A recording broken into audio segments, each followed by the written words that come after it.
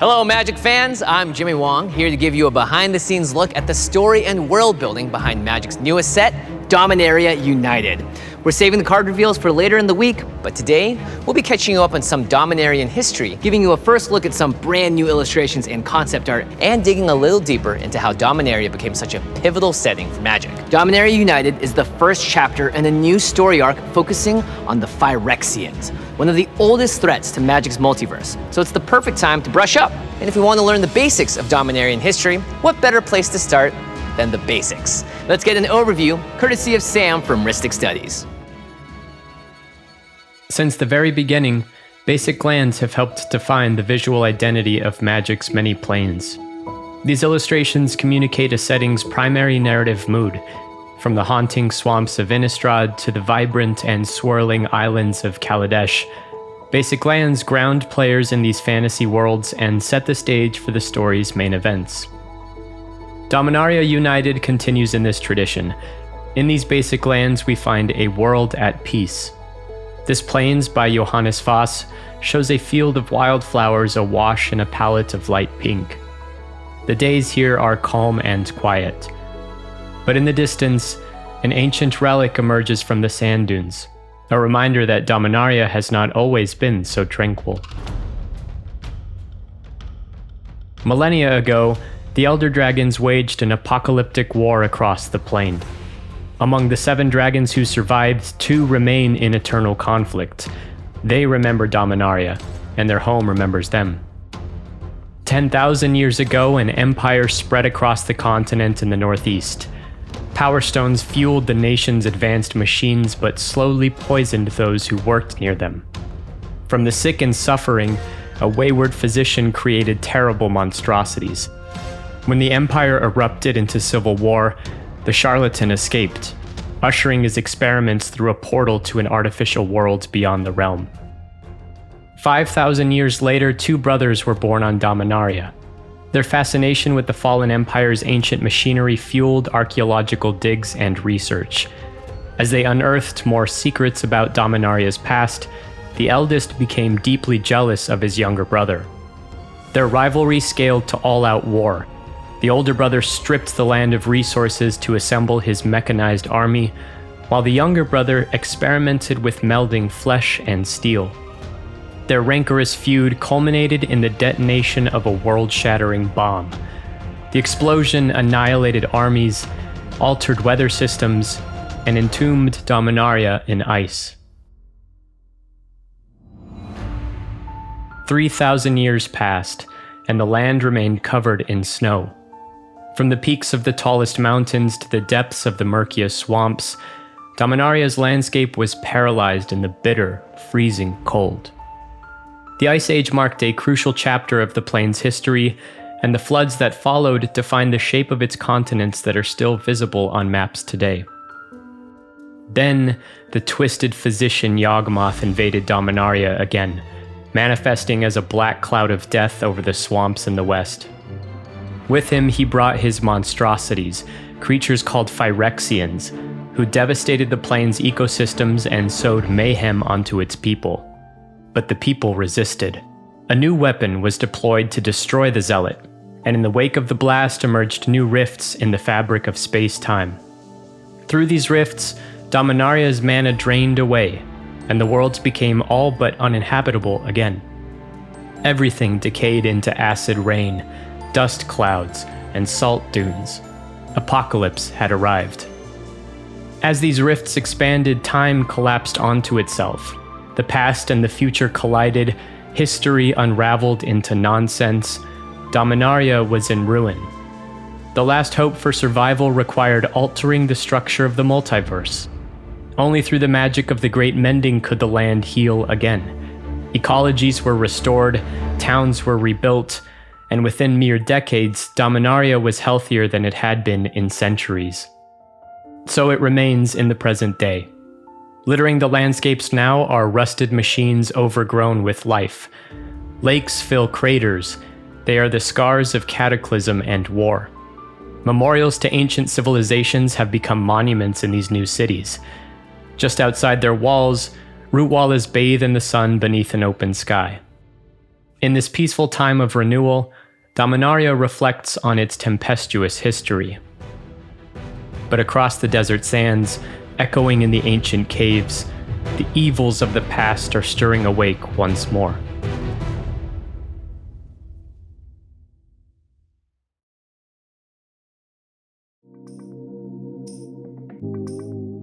We're dealing with Dominaria here, and it is a massive plane. Is a continent with a huge amount of history, and that history is kind of expressed in the very landscape of Dominaria. Like the bones of a real planet are mountains and rivers and things. In Dominaria, that's ancient giant war machines. In a lot of ways, we kind of know that this problem is going to come up. We know we have to do multiple basic lands in every set. And so during the concept push, when we bring the concept artists in, one of the things that they're doing is doing concept illustrations for all these different landscapes. What does a swamp look like in Theros? What does a swamp look like in Ixalan? What does a swamp look like in Dominaria? Those always need to look distinct so that if a player looks at a swamp illustration, they know what plane it is just from what's in the picture. Yeah, we actually tried to do 3 basic land cycles for this that kind of hit on that idea of like history within landscapes. We have 1 cycle of basics that is all Brothers War automatons. Mm-hmm. 1 is all Phyrexian ruins. The last one is legendary artifacts and artifact creatures as they relate to the environment. Mark Winters and the team from the original Dominaria did such a beautiful job updating this plane. You actually feel the variety in all of its cultures. Right, there were 10 different major cultures in the 2018 Dominaria set. Yeah, and we're going to see them all here, basically, again. We expanded on it a little bit. Right, we saw Yavimaya, which is one of the islands in Teresiere, but we didn't see New Argive, which is, to my mind, the thing that we really expanded on the most here. The most exciting part to me is like seeing the present and then the past, and how far they've come and how their culture's changed. Right, because it's been 4,000 4,000 years. Waves of migration come in, different cultures have mixed with theirs, so they have a very distinct kind of like techno-Scandinavian thing going on. It seemed thematically appropriate here to focus in on them, kind of show where they are now, and then we'll get to see where they came from in the following Magic set. Teresiere and New Argive in particular is the setting of antiquities, Ice Age, the Dark, all these different sets. All these different events happen that would radically change their architecture and their technology and even their ethnic features. Everything there is kind of based around Balduvian's triangle tattoos. Mm-hmm. You see it in their actual armor designs. We made this super cool city that actually, it's shaped like a triangle that sits out into the middle of the ocean, and it can fold into itself. It makes me so sad that like Magic sets are not animated. So you can see this, but it can like go into defense mode and fold into itself. Right, because New Argive, the nation of New Argive in its modern incarnation, is the union of these Ice Age era kingdoms, Balduvia and Kjeldor. So we see this fusion of 2 cultures, Balduvian barbarians who are this sort of equestrian steppe culture, and the Argivians who are more like agriculturally based and artificer based. I love how so many of the buildings have like giant cogs and gears, and like this building is an artifact. It's made of clockwork. It feels very distinct from the other white factions in Dominaria and just all the other factions in general.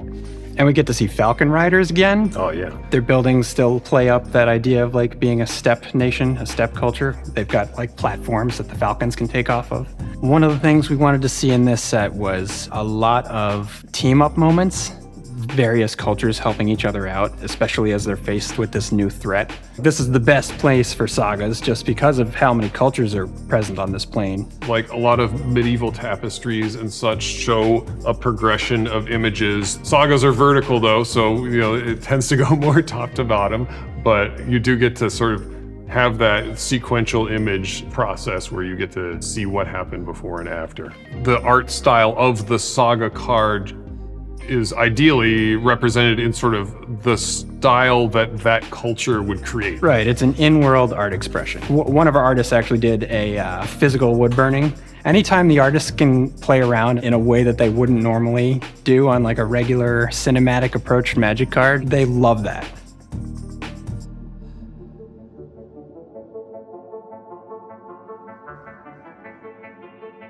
At the beginning of the DMU story, Karn is alone and afraid. He's haunted by fears that the new Phyrexians aren't content just subjugating Mirrodin, and he's right. Sheoldred has arrived on Dominaria and has spent months replacing the ordinary citizens of the plane with Phyrexian sleeper agents ready to serve her at a moment's call. Karn finds allies in the planeswalkers Jaya and Teferi, the immortal archmage Joda, and the Argivian noble Sten. While trying to rally the forces of Dominaria against Sheoldred at a peace summit, they discover that they're too late. Sheoldred activates a group of Benalish sleeper agents, sending the gathering into chaos and forcing Karn and his allies to flee. Even Sten, in the end, turns out to be one of the Praetor's spies. So there's all this fear spreading throughout Dominaria, all this paranoia, which is playing right into Sheoldred's hands, and Karn decides the only path towards victory is to use himself and the Silex as bait. If he can lure Sheoldred into open combat with whatever allies he can gather, he can stop her divide and conquer strategy once and for all. But as he's preparing for this final confrontation, he gets a message that there's someone in his inner circle that can't be trusted. Sheoldred has a spy in his coalition. My first introduction to Dominaria was when I was in middle school, opening packs from Dominaria. There was just all of these characters like, oh, there's some knights, some Benalish knights that look like me. It's a diverse plane. It's easy to find something on Dominaria or someone on Dominaria that really relates to not necessarily even just how you look, but like, this is my personality. Mm-hmm. This is a person who I personally really relate to Karn. There are so many different human groups and elves. That's me. That's also me. And so I just see things in Dominaria that are recognizable and resonant for my life. Actually, I think like one of my favorite parts of the set was seeing how clever the art directors and the writing team had been to hook into characters you've seen randomly appear in other Dominaria sets, suddenly appear on a card. Like, I recognize that person, and you know, they're not necessarily a named character, they're not a legend, but they are an inhabitant of Dominaria. And so just seeing that reinforcement of this is a plane with a lot of history and just people living their lives, and it was just so much fun. Yeah, one of the things I love so much about the set is that theme of hope. Mm-hmm. Dominaria is hope. Like you said, it came back from basically the dead, right? Like this plane was decimated and it came back. And so to me, it also represents human ability to keep moving forward and to keep making things better even when things are completely dire. And if that's not relatable right now, I don't know what is. I mean, we were definitely working on this when we were all working remotely. The card set is very Dominaria is in renewal. It is hopeful and springy, and yes, there's some sleeper agents, but it's generally a very bright and colorful set. The story, however, because it's focused on the sleeper agents and the threat of Phyrexia, kind of gets to play in that darker Phyrexia horror space. It felt like such a mature and intense and deeply consequential story. We open up on Dominaria already, Karn is already there, and I'm just wondering, you know, as a new reader, like, why is he there? How does he know something's going on, and what in the world is he actually looking for? He has a deep connection to Dominaria, so it's not surprising that he's there. He can sense something's off. He understands Phyrexia. He understands the threat that they pose. He does not want them to gain a foothold on Dominaria or really anywhere. Everybody else is like, not quite sure. Like, things seem fine. The plane is in renewal. Everybody's getting along. They're having peace talks. And he then starts to find evidence of it and encounters some of the sleeper agents, and he starts to like distrust everybody. So like now he's quizzing and testing his friends and his allies of like, are you a sleeper agent? So one of the things that I noticed immediately reading this was that there's a lot of mention of the Weatherlight. Yes, the Weatherlight is an airship, and its crew is a group of legends that have been around Dominaria for a very long time. They know the risk of Phyrexia, and so as soon as they kind of understand from Karn, they help gather the planeswalkers that are there and then help take them to the vast distances of Dominaria to recruit other allies from all the different groups. And they split up and they say, okay, we've got to get more allies here. We can't just go up against the Phyrexians on our own. If they really are here, which we believe that now, let's go ahead and let's get our forces together. Let's fight this while it's still only on Dominaria, because they know better than anybody that if this threat makes it past Dominaria, it's big bad news for everybody in the entire multiverse. The Phyrexians are transgressive. They just are. And it's like, what is the most transgressive thing they could do? They could turn the symbol of the coalition, the thing that defeated them in the invasion, into one of them. Like, what could be more upsetting than that? There's Turning the Weatherlight into a completed Phyrexian gross monstrosity with like guts hanging off the bottom. That was bold. Yeah. This set has probably the greatest amount of legendary characters that I grew up with and I have personal history with. It includes like some of my all-time favorites. Urtai, for one, he's back, and I am just so stoked about that. Liliana was born here. Liliana, this set is also seen in the ruins of her old home in this set. Oh, nice. For Ajani, who's not a native to Dominaria, what was kind of your angle for illustrating Ajani? We wanted Ajani to feel connected to this plane, and a great way to do that in a plane full of legends is by showing him being legendary. Jaya is an interesting case as well, because where we didn't really see her much in the flesh in like old sets, like now we actually get to physically see her fight and actually be as badass as she was when she was younger. We get to see her sort of become her younger self. I know she's like a very aged character at this point as far as magic terms are concerned, but we actually get to see her be as badass as she is in my mind. She doesn't have Chandra to take care of now. She can exactly let it all hang She's out. Cutting loose. Karn has his trademark sash from Dominaria 2018. He's wearing that again as like a honorary to his creator, basically, in his home plane.